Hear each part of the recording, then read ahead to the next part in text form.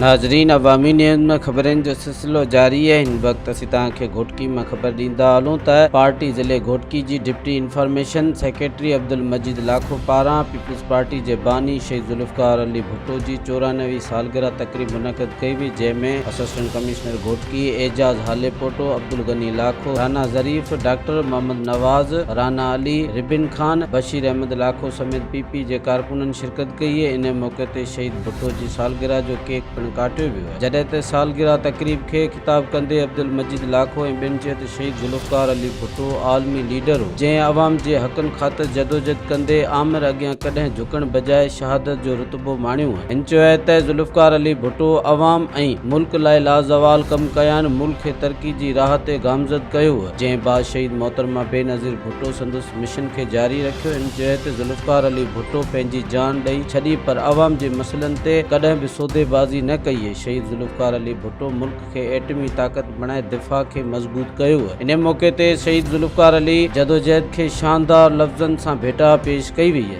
मज़ीद खबरों और तफसीलात के लिए विजिट करें हमारी वेबसाइट www.awamiNewsHD.com।